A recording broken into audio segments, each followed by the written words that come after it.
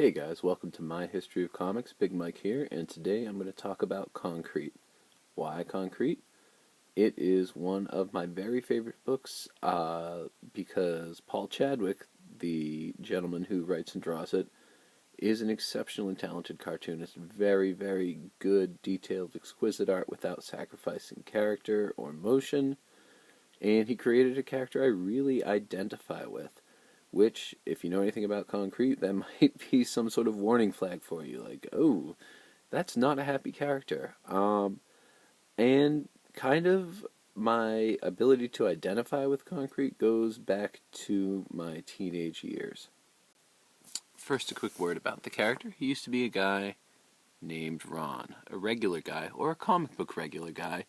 Comic book regular guys are often kind of nebbishy nerds. You know, and you can draw what conclusions from that you will. But anyway, he and his friend were camping, and they saw some lights, explored a cave, lost consciousness, and woke up in the body of this kind of stone-looking, robot-looking thing. Their brains had been transplanted. And through it all, Ron, who would later be called Concrete, makes his way out, escapes, and, well, what happens after that? In a comic book universe, in a superhero comic book universe, he might become a superhero. But you know what? This was not a superhero comic book universe. This was a universe that was exactly like ours, except the main character had his mind transferred into a giant stone body. And he kind of had to make his way through the real world in this giant body. So, he went to the government and, they couldn't quite cover up his existence. So what they did was they overexposed him. They said it was a cyborg project of which he was the only survivor. And Concrete became a minor celebrity. And then he kind of had to live his life after that. And the series began with a short story. The first one in this volume. Not in this volume. Technical difficulties. The first one in this volume, Concrete, Complete Short Stories, 1986 to 1989. And in this first story, he's answering mail. And he has a new assistant named Larry, the guy with the glasses. And they read the mail. Ooh, scintillating, right? Well, it's actually pretty interesting. This guy has a big body, and it's part disability and part just kind of this fantastic body through which he can do fantastic things, but also mundane things like go to a kid's birthday party. He kind of gets tricked into going to this birthday party. And the mother says, you know what, though? You're here, they see you. You'd look kind of dumb if you just left. And he said, all right, I'll enjoy my time at the kid's birthday party. And it's just, this story unfolds at such beautiful pacing. Again, really, really nice art. I won't spoil what happens at the very end. It has a great ending, too. And this was the first Concrete story I read. It made me instantly like the character. In addition to Concrete, Ron, there he is, and his assistant Larry, we have Dr. Maureen Vonnegut, no relation to Kurt Vonnegut, the author, who Concrete has a huge crush on, and is a scientist assigned by the government with kind of monitoring Concrete and seeing what happens with him.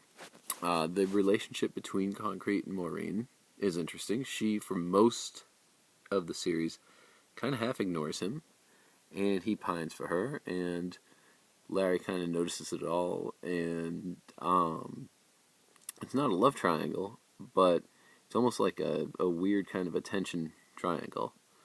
So, anyway, by the way, Paul Chadwick, in addition to the black and white art, also does some watercolors for covers and for pinups that are also stunning. So why do I relate to this guy? Well, he's really big, and I'm pretty big and clumsy myself. I'm not saying this to him. And he's kind of just trying to make his way through the world in this big, clumsy body. And, he can't actually have a relationship with women. And at the time I was reading this, well, let me tell you a quick story. I had just been to visit this girl that I was interested in, or had been interested in, and it was kind of a long distance thing, so it never worked. But we'd remained friends, and I visited her one time, and she came up with a few of her friends and her boyfriend, and I knew that was going to happen. And he and I didn't get along. He probably sensed that I had feelings for this girl, and I thought he was kind of a jerk. Not saying either of us were right in this situation, but anyway, he started a fight with me. It didn't go well for him. It didn't go well for me either, because this friend was like, "What are you doing? What's wrong with you? Leave." And I said, "Okay." And I drove back home, but on the way home, I stopped in this little town which had a comic book shop, and I saw this, and I read it, and the same pervasive kind of melancholy matched exactly what I was feeling at that time. Paul Chadwick's writing is very, very relatable. And, I saw this big guy who couldn't have a relationship with a woman that he was looking to, and had a hard time, and, was very kind of internal but trying to be external at the same time. And it just struck me. And I had read a couple concrete stories before, but I wasn't in the right frame of mind. I appreciated them, but they didn't make me say, "Oh yeah, I've been there, man." And ever since then, I've just kind of felt almost this weird loyalty to the character. And lucky for me, the quality of the stories and art have definitely earned that loyalty. So let me show you a couple other stories that I really like. Creature is probably my favorite concrete story, and it's probably the least consequential of the big concrete stories. So Paul Chadwick, very keen on the environment. There's a lot of kind of fascinating tidbits sprinkled throughout about man's effect on the environment. But that takes almost purely a backseat in the story, in which Concrete is hired by a special effects crew of a movie to help do the special effects for He-Man and the Masters of the Universe with the serial numbers filed off movie. I think it's called Rulers of the Omniverse. But there's sabotage and there's a mystery. What I really like is the kind of behind-the-scenes making of this low-budget movie, and the kooky characters that are involved, and the weird way that things work out. Very well-told story. Oh yeah, the kind of opening of each issue features a black and white 2-page spread with a little bit of color, whereas the rest of the issue is done in color. Color provided by Elizabeth Chadwick. I can't say for 100% certain, but I do believe that's Paul Chadwick's wife, and she does a great job with the colors. In addition, there is Think Like a Mountain. Very cool cover. Concrete being literally a mountain. And it's that kind of has Concrete ally himself with people from an extreme environmentalist group, and they're trying to save these woods, and at the same time there's a whole Bigfoot legend thing going on. And it's interesting to see how and to what extreme these environmentalist characters, who are presented mostly sympathetically, but their flaws are definitely evident, see to what extremes they will go. And oh look, there's Bigfoot. What does he have to do with everything? Well, you'd have to read it to find out, but again, very well told, very well drawn. Human Dilemma is the most recent long-form Concrete story. It's a big-time game changer. A lot of it has to do with Dr. Maureen Vonnegut. I don't even want to go into any part of it, except to say that... Oh, excuse me, sorry, not safe for work. There's some nudity. Hey, alright guys. Lots and lots of stuff happens. And there's a lot of stuff that I wasn't expecting.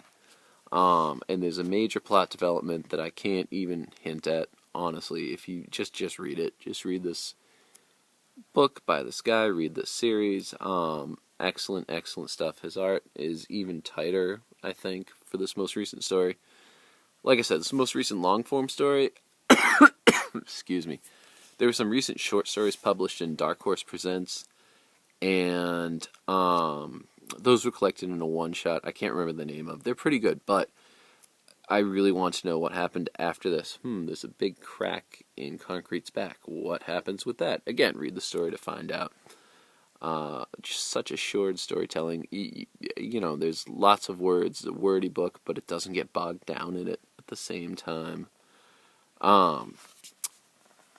So Concrete, can't recommend it highly enough.